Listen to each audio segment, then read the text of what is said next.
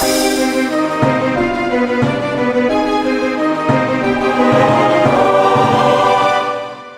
everybody, it's vanburman here, welcome back to another video. Today we're going to be taking a look at Phoenix Point, which is an RPG game released for the PC, I believe it was this year, on the Epic Store. It's made by the same creators as XCOM, as will be vastly apparent by the gameplay that you'll no doubt be seeing. Now, for me, one of the things that really drew me to it is the style in which the game takes place. So, you know, obviously very similar to XCOM, but probably with maybe a bit more of a focus on the old school XCOM. So the XCOM games that came out when I was, I don't know, 1 or 2 or whatever, you know, from the early 90s. And, you know, in those games you could have, the big thing for me was you could have buggies and that sort of stuff on the battle map, which, you know, historically we've not been able to do on XCOM in the new versions. And seeing that for the first time in the trailers and what have you really sort of drew me to it, because I quite like the idea of having like tanks and buggies and stuff. I know it's just like a tank on the battlefield, and actually how that interacts with your party members and everything else. Now, in many ways, it sort of bridges the gap between the older style of XCOM and the new style of XCOM. Obviously, you know, the graphics are nice and polished. I would say they are probably not quite as good as XCOM 2, for example, but I don't think that's an issue. I think with games like this, as long as, you know, their graphics are more than serviceable, then it's not a problem for me anyway. Some people are, you know, a bit more snobbish potentially and may struggle with that, but then again, if you played XCOM 2, this shouldn't be a problem for you. And I think, you know, there's certain elements where you can see that. So, for example, you know, XCOM 2 and XCOM, or the new XCOM, also had, you know, cutscenes and that sort of stuff. And in Phoenix Point, it seems to be more dialogue based with pictures and images, which, you know, as opposed to a video, which is fine. It still tells the story well enough. You do still get some cutscenes, like when your plane comes in at the start of a mission and what have you, but it's not quite the same as with, you know, the 2 XCOM games where you see you guys rappel down onto the battlefield and everything like that. So, yeah, I mean, I don't think it's that they couldn't have done it. I just think maybe they've looked to work on other aspects, you know, of the game. And in doing that, you know, that's one of the things that's fallen by the wayside, because, you know, they do have these dynamic angles when you are in battle and you're choosing to shoot enemies and what have you. And they do that really well, you know, very competently as compared to XCOM. Now, I would say that it's not perfect. There's some stuff that I don't like. I think the first one for me is that I've had a number of bugs and glitches, and I have checked these out online, and other people have had very similar things. So, for example, I've had the game freeze on me, but it's like the screen or the image is frozen, but the game is still playing in the background. So I can't do anything. There's no like quick save function that I'm aware of in terms of like a keyboard shortcut. So there's no way of getting around it from that point of view. And then you get the other issue that occasionally happens where it gets on an enemy's turn and they're messing around or whatever, and they take forever, basically. Not that they're taking too long with the fact that their turn never ends. And a lot of people have had these similar issues. Now, what people have suggested is to download the console unlocker, and that way, you know, you can skip the enemy's turn, win the battle, for example, because I've had many occasions where not just the freezing, also the crash, also crashes as well, and you end up having to play through the same map 3 or 4 times, you know, which is fine if it doesn't quite go your way, but then, you know, it doesn't feel as genuine, I guess. And I think that leads me on to one of the other things I'm not so keen about. Maybe it's just from more of a pure, I guess, purist, but then I didn't play Iron Man, so I can't really complain. But the point is that they allow you to restart each battle if you want, so it's not even just like saving before. If you get into a battle and you don't like how it's going, you can hit escape, go and restart, and it restarts that particular fight. So, you only lose your progress up until the start. Now, for me, one of the big things that I really like about this whole genre is that, if your guys die, then they're dead. That's it. Done. Kaput. Finished.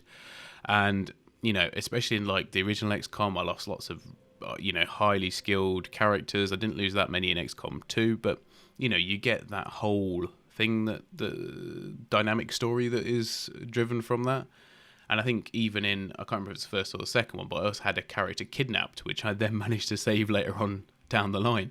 And that sort of dynamic storytelling was really nice. And I think this game misses out on that element of it a little bit. Not that that's to say that it's bad for that. It's just, they are the extra nice glazing on top of the bun, so to speak. But I would say, if I had to say, which one do I want to play now? I would rather play Phoenix Point now than XCOM 2. And the reason I'm making my review before I've completed the game is because I'm going to be downloading the console command. And obviously, from now on, the ability to skip certain stuff that I don't want to do will be there. No doubt I will end up taking it, because if a shortcut's offered to you, I don't see why you necessarily wouldn't utilise that. So I think now is a good time to, put it where I've not had to do any of that, where I've just saved, at the end of each major mission effectively.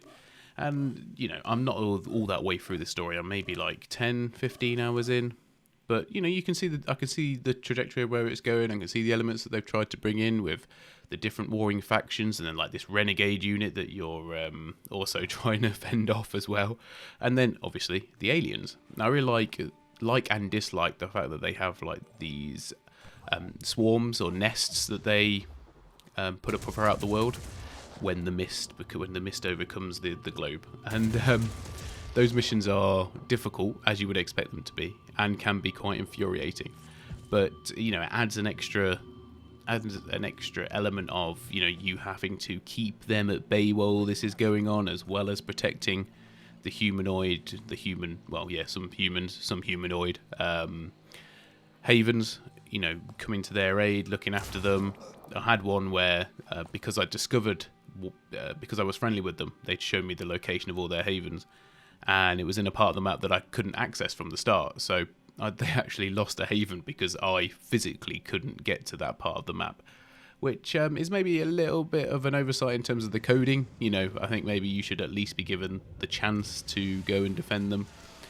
From what I gathered from people's talking online, is that these missions become a lot more frequent later on, I guess, as the escalation occurs, so to speak, while you're just trying to do the story. So, yeah, there's, potentially a bit there that becomes maybe it potentially becomes a tad tedious, whereas I think the dynamic elements from XCOM probably made that not quite as bad. You still have the base building elements, even though I would say they're a lot more dumbed down from XCOM, so it's a lot more basic. Just manage the fact that you've got power. You don't have to worry about where you place stuff, it doesn't seem, and you'll be good to go. In terms of the character development, it's very much the same. You can change guys' names, you can allow them to specialise in different skills. The inclusion of will points is interesting. I'm not sure if I like it or not. I guess will points are fine, but yeah, it's sort of like you have to use your mental points that your characters have in order to be able to use some special abilities. So if you allow them all to deplete and it falls to 0, they go panicked and they run around and what have you, which obviously you can't really allow to happen. And I guess that's a sort of their way of, even though they do also have the mind control, but their sort of way of, having the mind control. And when in XCOM, when you guys obviously get low health, they get panicked and whatever. And I think, it's more of an overt mechanic in this particular game. But yeah, it's one of those things that I've learned to deal with. Not that I necessarily, enjoy, but yeah, I think, it's nice to have more abilities and ways to play it, just better. Like one of my heavy guys, he's got this ability where you can just, if you activate his special ability, you can just run through, any scenery. So if you wanted to get through into a particular building, you can just activate that, have him run through, and then all of a sudden you got a door. And it's just like having that nice way of being able to interact with the world and being able to use the map to your advantage as and where you can. That sort of thing, I'm a really big fan of, and I really enjoy. So, overall, my impression of Phoenix Point is really quite high. I would say if you do like that genre of game and you do like XCOM and you like the feel of it, but maybe, a little bit more political stuff going on, which is definitely in this game compared to XCOM, then yeah, by all means, I recommend going out and trying it for sure. I would say, because it seems like, they're having to release quite a few updates every so often in terms of dealing with bugs and glitches and stuff, just save often, like save every sort of like 2 or 3 minutes. I know it's a pain in the bum, and hopefully they'll release some sort of quick save method, so you can just Control S on your keyboard or whatever, and that way that you got it sorted, or they'll have the auto save a bit more aggressive. I don't know, but the point is that that needs to happen in order to bring more people in, to allow me to be like, yeah, definitely it's a 9 out of 10 game. And I think that's what it potentially is. It's got the potential to be a 9 out of 10 game, and obviously I don't always agree with giving game scores out of 10. But yeah, for me, it's probably a very good 8.5, with the potential of being a 9 if you come back to this a year later and they manage to fix the bugs and the glitches and what have you, because it's got all the right elements in there that make it a natural, almost like successor or spin-off, if you like, of XCOM, but a good game in its own rights, and definitely worth your time, I would say. So I'm not going to talk too much longer. I think we've pretty much covered everything. If you've got any questions regarding it, or want to know my thoughts on anything specific in the game in terms of like maybe enemy types, which I've not gone into, I've only got a limited amount of time for these particular videos, so we didn't go into everything, unfortunately. But yes, I'm more than happy to answer them as and when they pop up, and maybe we'll see some more videos and stuff on this game in the future. Right, thanks for watching, everybody, and I hope you enjoyed it. I'll see you all very soon.